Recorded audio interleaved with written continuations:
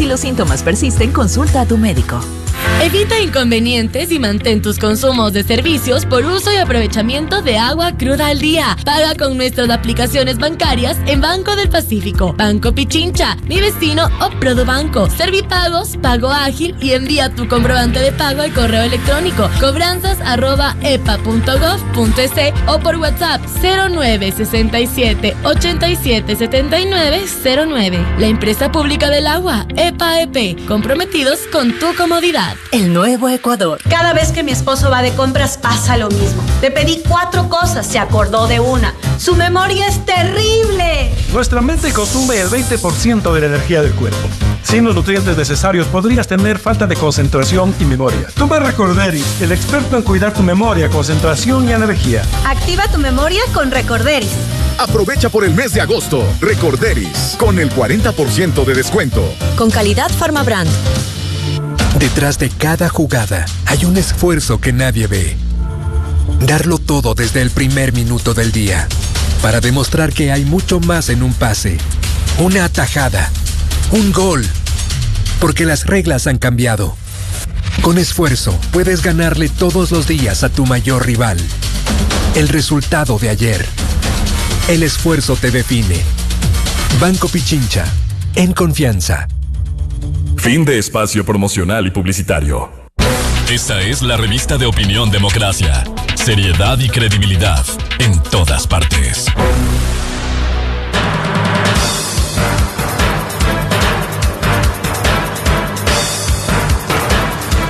8 de la mañana con 12 minutos, amigos. Esta es la revista de Opinión Democracia. Vamos a analizar en un panel con Natalie Farinango del bloque oficialista de ADN de la Asamblea y Lucía Pozo, asambleísta independiente. Ella en los próximos minutos se estará conectando con Radio Democracia para participar en este panel. El tema propuesto es el juicio político a la fiscal general desde el punto de vista político, por supuesto, y claro, luego hablaremos algo del tema electoral, la aspiración de los legisladores a reelegirse, si es que ese es el término, porque no se considera como reelección, este es el complemento de un periodo que fue interrumpido por la muerte cruzada, en fin, el aumento del número de legisladores, que es fundamental hacerlo, pasarán de 137 a 150, 151, en base al último censo de población.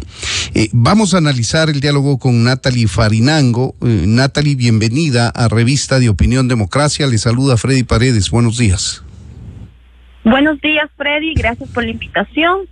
Y un saludo cariñoso también a todos quienes nos escuchan por Radio Democracia. Gracias, asambleísta. ¿Cómo mira usted esta decisión de la fiscal general de ella mismo decir estoy mejor de mi salud y estoy lista para enfrentar este narcojuicio, porque así lo ha calificado? Bueno, me parece una decisión valiente y coherente, como siempre ha demostrado ser ella desde el primer momento que asumió las funciones y como lo ha llevado durante estos años. Y esto tomando en cuenta que la bancada de la Revolución Ciudadana del correísmo se ha quedado sola en su intención de censurar y destituir a la fiscal general. Ya sabemos que no van a tener los votos necesarios para su censura y destitución. Claro, yo más bien considero que persiguen quizás otros intereses al tratar de censurarla y destituirla. Como bien usted lo ha mencionado, ya las otras bancadas, tanto independientes, Construye, Social Cristianos y ADN, se ha mencionado que no se va a votar a favor de este juicio político porque consideramos que las causales expuestas no merecen la destitución de la fiscal general del Estado. Claro que sí. Las causales dicen no merecen la destitución, censura de la fiscal general, pero eso no importa. Lo que importa es llevarle al escenario político de la Asamblea y allí aprovechar, sacarle provecho político desde la bancada de la Revolución Ciudadana, que es de donde viene la acusación. ¿Será que en efecto consiguen este objetivo? Asambleísta Lucía Pozo, bienvenida, buenos días. Muy buenos días, estimado Freddy, un saludo muy cordial, muchísimas gracias por la invitación.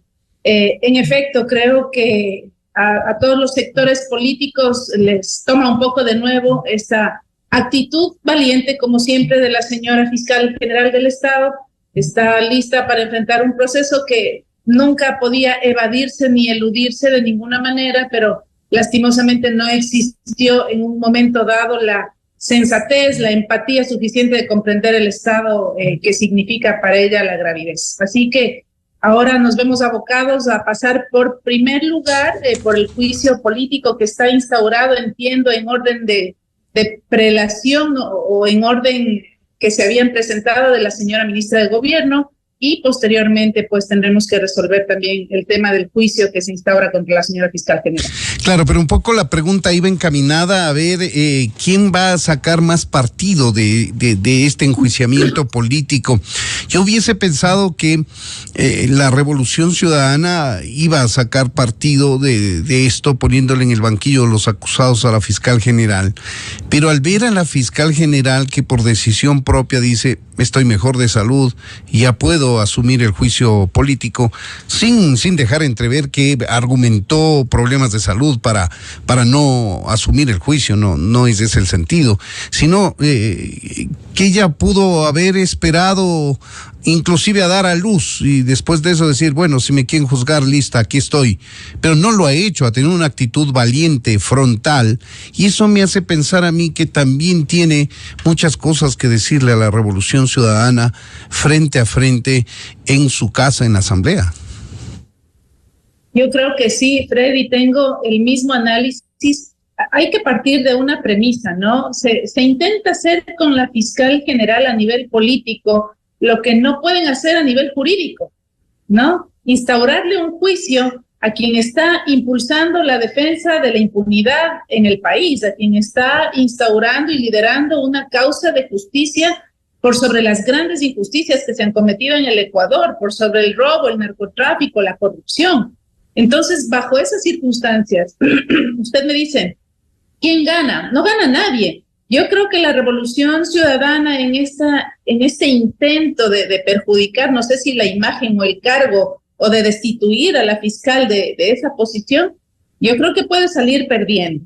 Y más allá de aquello, yo creo que sigue perdiendo el Ecuador, porque estamos entrampados en una bronca burda en la que la Asamblea no debería estar destinando todo este tiempo un juicio político en contra de quien lucha por obtener justicia para los ecuatorianos.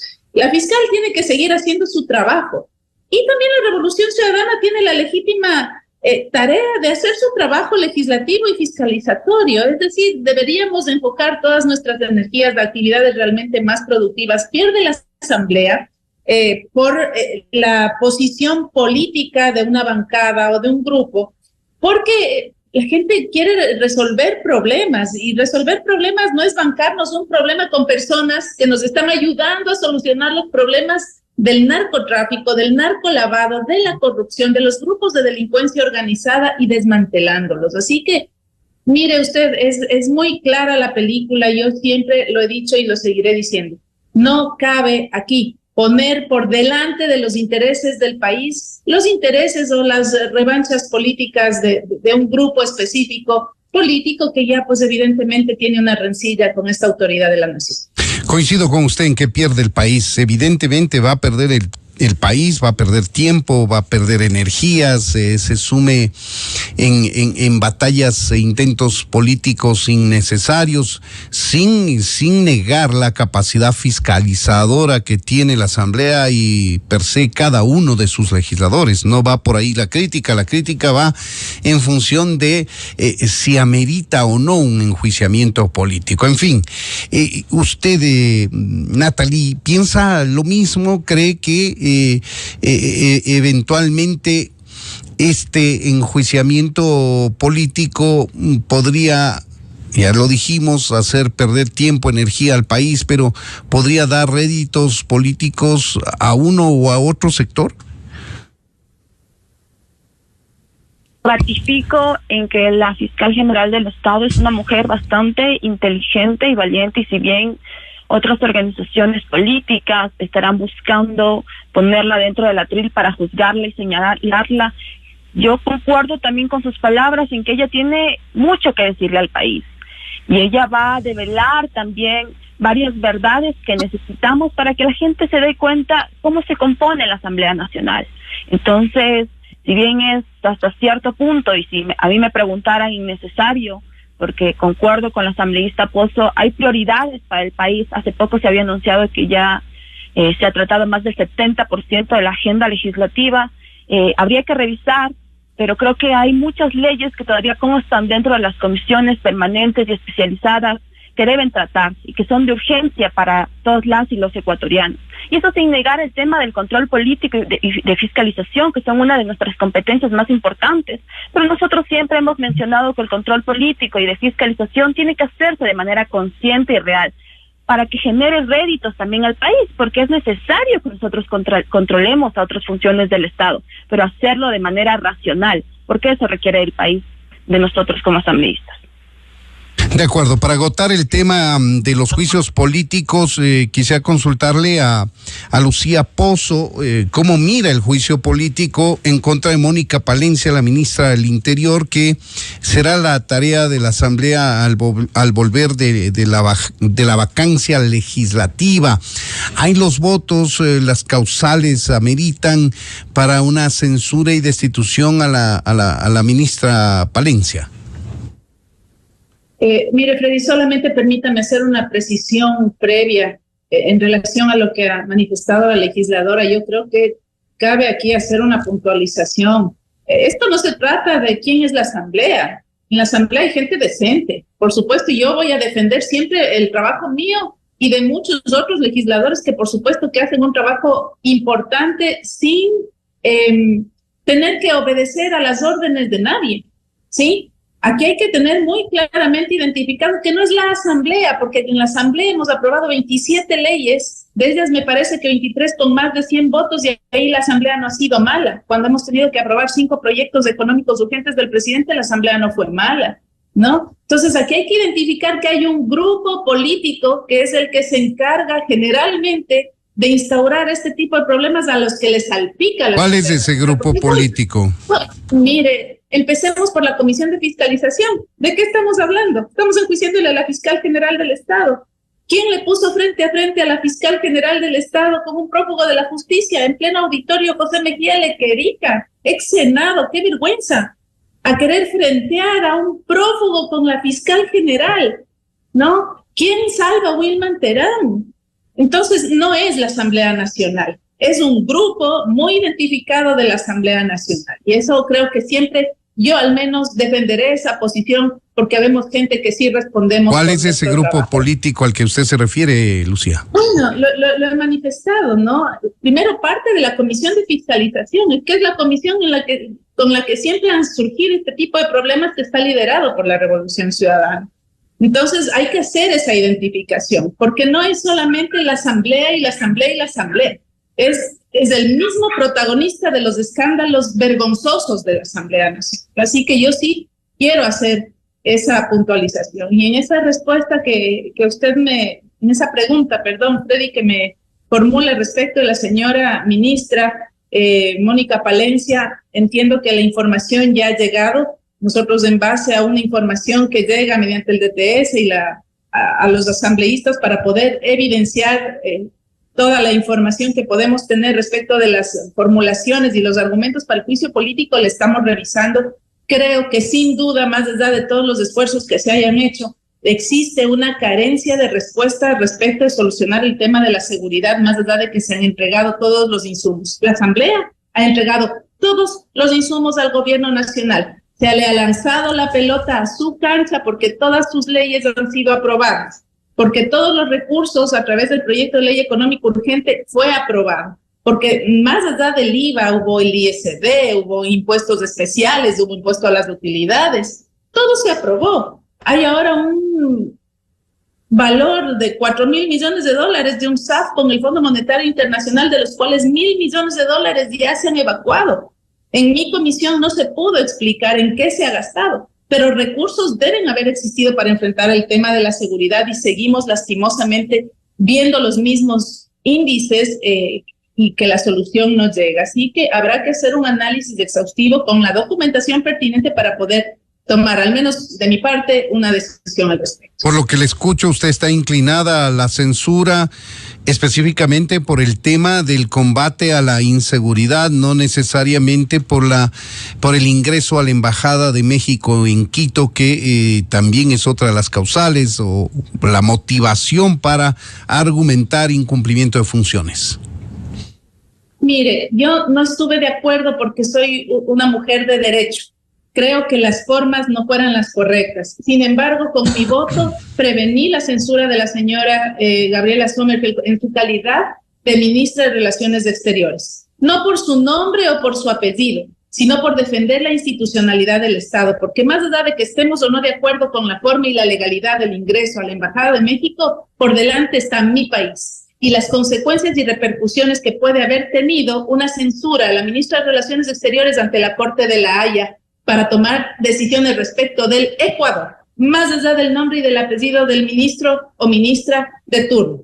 Ahora, para mí es importante entender y evacuar las acciones concretas de un plan Fénix, porque a eso nos abocamos respecto de la señora ministra. Yo no le puedo anticipar un criterio. Yo he sido juez en la función judicial antes, dice que ahora soy una especie de juez política dentro de la legislatura y yo debo revisar y evacuar todas las pruebas sin prevaricar, ¿no? En ese sentido también. La diferencia es que en el ámbito político usted no va a prevaricar por anticipar criterio. Correcto, pero le estoy anticipando que comprendo perfectamente que las estadísticas nos siguen dando los mismos problemas que han existido, más recursos. Y eso habrá que revisar de la documentación que emite la Comisión de Fiscalización para saber qué ha sucedido y cuáles han sido los resultados de esta gestión. De acuerdo. Asambleísta Natalie Farinango, ¿cómo le va a defender el gobierno a Mónica Palencia? Mire usted que no es la misma situación que enfrentó en su momento la canciller Gabriela Sommerfeld. Se podría tratar de equiparar a los dos procesos, pero no es igual. En el tema de Mónica Palencia está de por medio el denominado Plan Fénix, que hace relación al combate específico al crimen organizado, más el tema de la embajada. En el caso de la canciller fue fundamentalmente el tema de la embajada, y ahí hay una coincidencia, en buena hora que sea así, por poner por delante los intereses del Ecuador, más si se trata de un juicio político, no jurídico, en buena hora. Pero ¿cómo miran ustedes lo que puede ocurrir con Mónica Palencia, Natalie? Bueno, y con lo último, que si hay asambleístas que ponen por delante los intereses nacionales a intereses personales, también me hago eco de lo mencionado anteriormente con la asambleísta Pozo. Yo soy parte de la Asamblea Nacional, yo jamás voy a querer rebajar a la primera función del Estado, voy a defender su institucionalidad como primera función del Estado, y soy consciente también de que hay muchos asambleístas que trabajamos a diario para retomar esa credibilidad de la Asamblea Nacional, porque al final somos representantes de la gente y necesitamos la credibilidad de la gente para trabajar a diario. En cuanto al juicio político de la ministra Palencia, lo ha mencionado también la asambleísta Pozo, hay expedientes que revisar, no todos los datos que se han dicho para cuestionar las acciones del gobierno son totalmente reales. Yo creo que esta va a ser la oportunidad también para demostrar qué acciones, con datos, con cifras, se han realizado desde el gobierno nacional para rebajar muertes violentas, que si bien falta muchísimo para hacer, que si bien no está para nada solucionado el problema de la inseguridad y que nos llevará mucho tiempo porque los planes llevan tiempo para tener resultados, pues eso se va a demostrar también dentro de este proceso de juicio político. ¿Usted cree que va a argumentar lo suficientemente bien si de eso dependiera el juicio político? Me temo que no, lamentablemente, depende más del número de votos que se consiguen alrededor de tal o cual causa. Digo, ¿usted cree, Natalie, que eventualmente podría salir bien librada Mónica Palencia? Yo creo que sí. Repito lo mencionado hace poquito, hay asambleístas que sí son conscientes dentro de la Asamblea Nacional, que sí razonan sus votos, que no solo obedecen a lo que los lineamientos políticos y que van a ver con lupa cada una de las cifras que exprese, de los pronunciamientos y argumentos que exprese la ministra Palencia, y que ahí van a decidir su voto dentro del Pleno de la Asamblea Nacional, porque también estará una ciudadanía atenta a cómo votan sus representantes. Yo sí creo también que ahora tenemos una ciudadanía muchísimo más informada, que verá cómo sus representantes actúan en ese puesto de representación en donde estamos. De acuerdo, a manera ya de cierre, y perdón por ser tan esquemático en el análisis de los temas, quiero dar la vuelta a la página y analizar otro que tiene relación con la Asamblea, por supuesto, y que es el número de legisladores que vienen en el nuevo periodo legislativo. Ahora son 137, pero van a venir 150 o 151 legisladores. Esto en base al último censo de población que cambia el cálculo de representatividad de cada una de las provincias. ¿Cómo miran ustedes esto? Se hacían análisis antes, meses atrás, años quizá, respecto de la conveniencia de que no se incremente este número, pero como esto suponía una reforma legal para evitar que se incremente el número y no se lo hizo, el número de hecho se va a incrementar en este nuevo periodo legislativo. ¿Cómo mira usted, Lucía Pozo, este tema? Mire, más allá del tema populista, ¿no? De lo que la gente quiere oír, que se elimine la asamblea, menos asambleístas. Yo no me embarco en ese sentido, sino que sí creo que si vamos a seguir trabajando bajo esa lógica, lo único que nos queda es seguir incrementando el número de asambleístas, engordando las funciones del Estado, y definitivamente no es una salida ilógica, inclusive a este ejercicio de representatividad, a la legitimidad que reviste las intenciones de los ciudadanos de representar a sus sectores, a sus provincias en cualquier ámbito. Pero evidentemente yo creo que debemos marcar una diferencia y generar, sin duda alguna, una reforma que permita cambiar esta política de representatividad.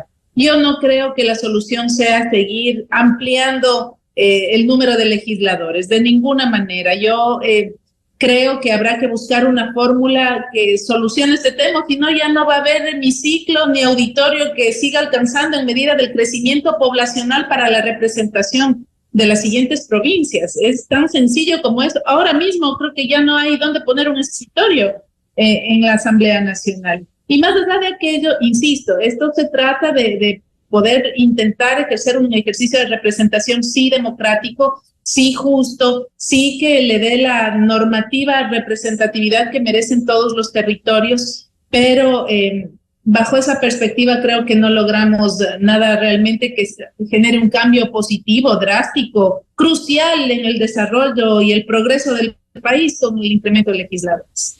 De acuerdo, asambleísta Natalie Farinango, con usted cerramos. ¿Cuál es su criterio respecto de este incremento que no ha merecido ninguna reforma? Para que esto ocurra hay que aclararlo. La ley está especificada ya desde mucho tiempo atrás, que se va a ir actualizando el número de representación con legisladores de cada una de las provincias a nivel nacional, circunscripciones en el exterior, de acuerdo con el censo de población, que ya tenemos los datos, y que la primera actualización de ese censo en materia política y de representatividad en la Asamblea corresponde a este periodo legislativo.